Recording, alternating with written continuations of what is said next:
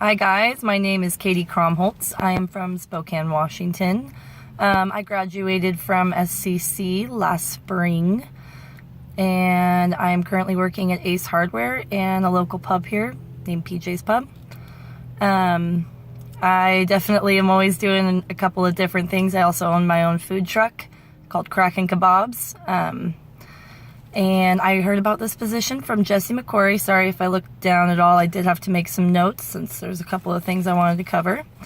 I have open availability. I'd be ready to leave whenever you guys needed me. And I could stay as long as you guys wanted me. I'm just looking to be with you guys and be a team member for you for as long as possible. And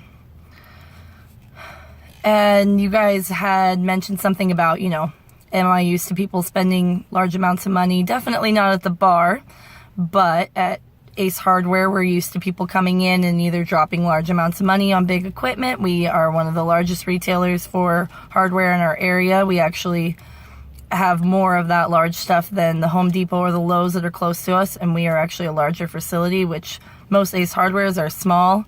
We used to be. We recently expanded 2 years ago, and I've been there with them through all of those expansions. We have multiple business accounts, and we very much focus on keeping those people with us. We understand that people can go anywhere to spend their money, so it's important to, know your customer by a first name basis, know what they're in there for, be able to provide that for them, because without service, they can go buy things online in today's world, or they can go to Home Depot or Lowe's, but they come to us because I know them, I know their family, I know what they're there for, and I'm able to help them with a smile on my face. I've had several customers actually, when I used to work at another hardware store, follow me when I moved to this Ace Hardware that I'm at now. Many of those customers also follow me to PJ's Pub because they want to, get customer service, and they know that I'm going to be there for them and get them what they would like. That goes the other way as well. People from PJ's now come to my Ace Hardware, even if it is not necessarily in their facility. They will be, coming to support me, as well as just to say hi, pick up what supplies they need, and, help support a business that I'm a part of. It's a family-owned business. The owners are there every day, and we focus really on making it more of a family environment where we know the people very well, and, are there to help them with anything that they may need, because customer service always comes first for them, as well as just getting things done as quickly as possible in that sort of a environment. Most people are in a time crunch. It's definitely a different thing when you're in a resort environment as well as at the pub. People are there to have a good time, so you kind of have to support that.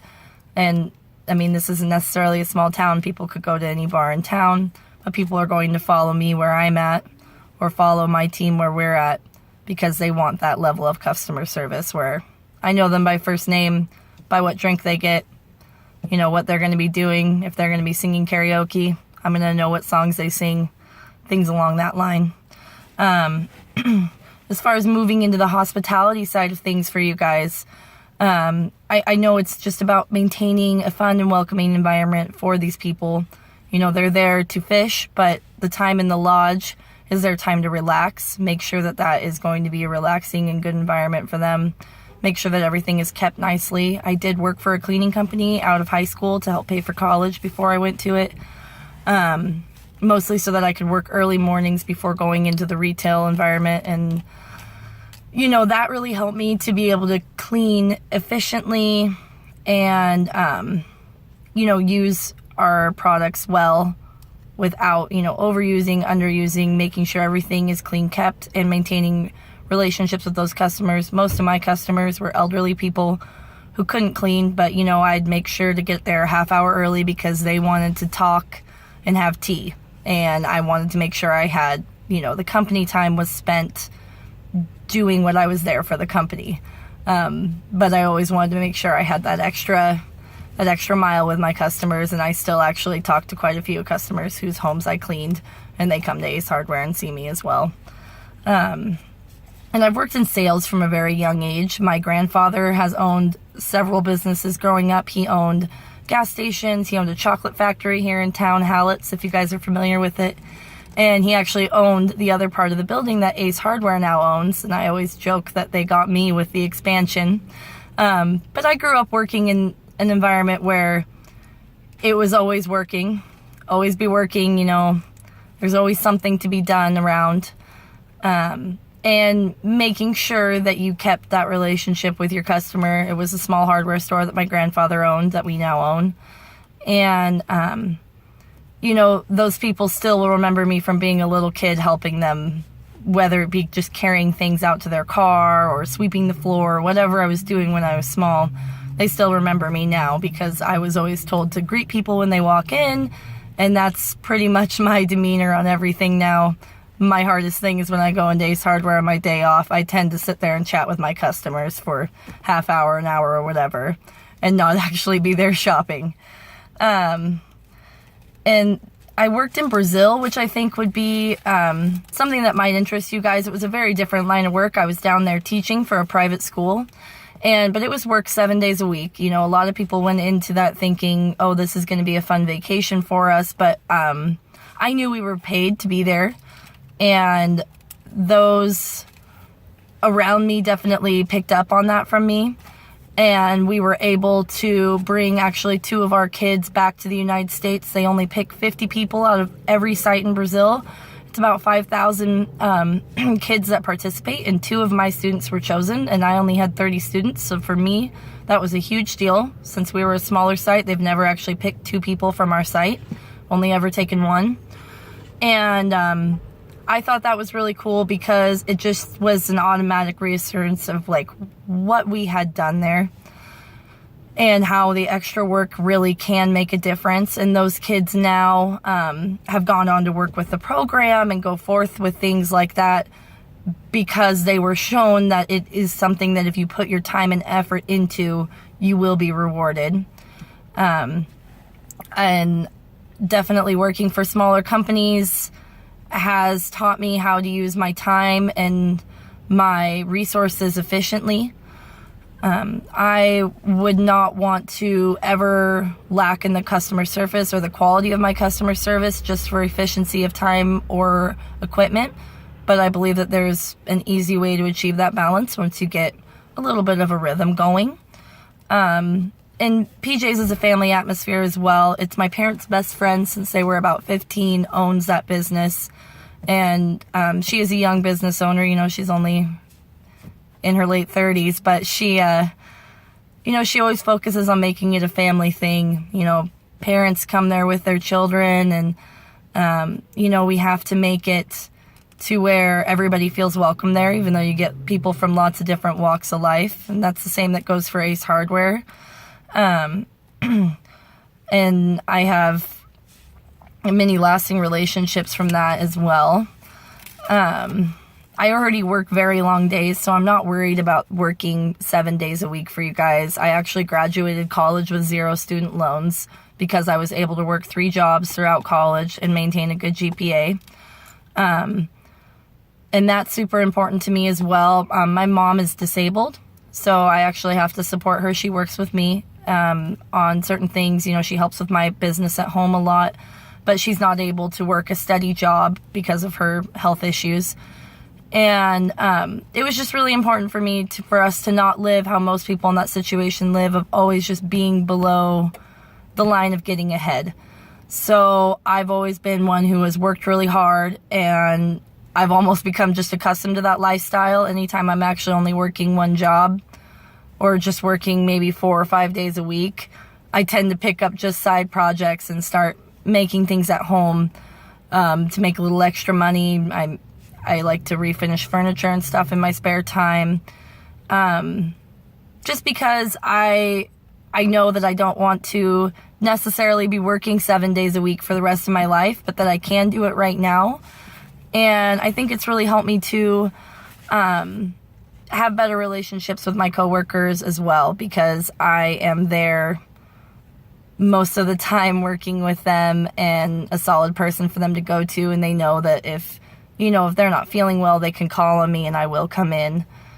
And I think that goes to show that I understand working long hours and and working hard as well. It's not necessarily just sitting around.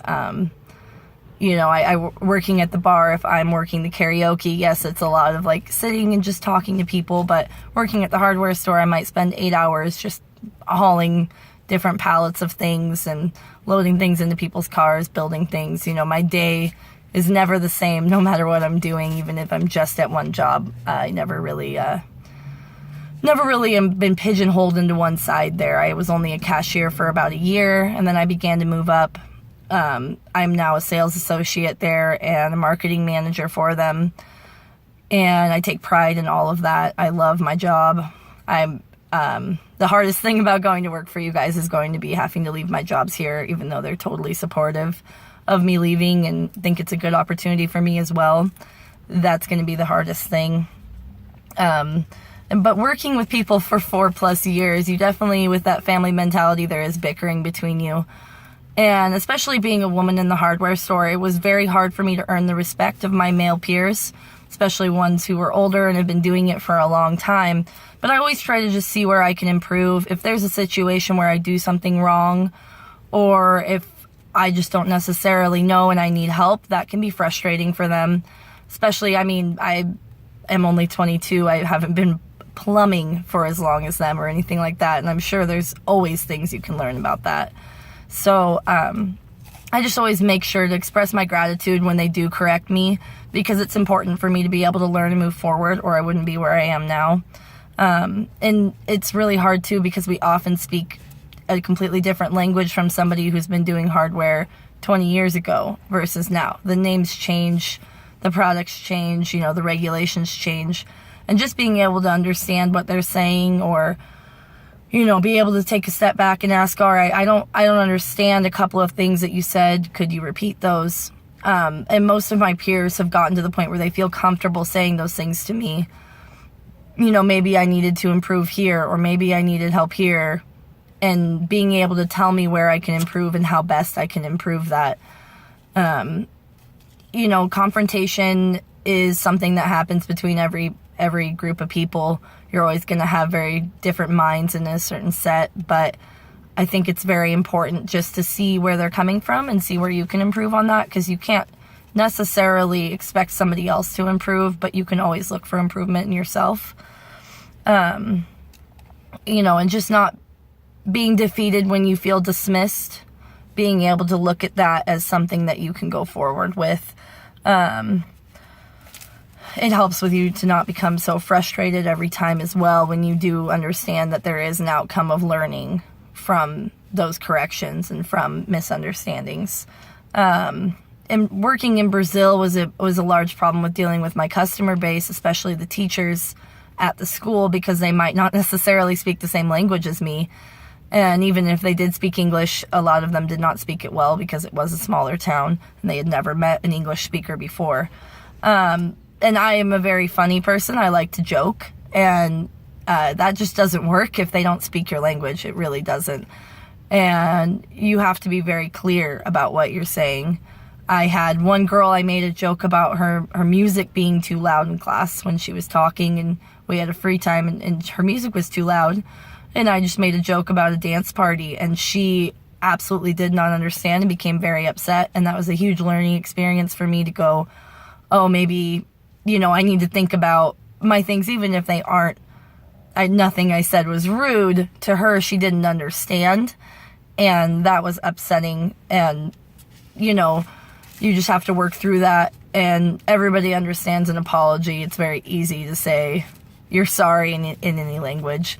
So being able to apologize where you were wrong, and be able to move forward from that, and keep those things very clear and precise, because it's not the same as at a hardware store or a bar where most of my clientele is going to be kind of joking, and even if they're on the more conservative side, or if they're frustrated or serious, they're going to be able to take a slight joke.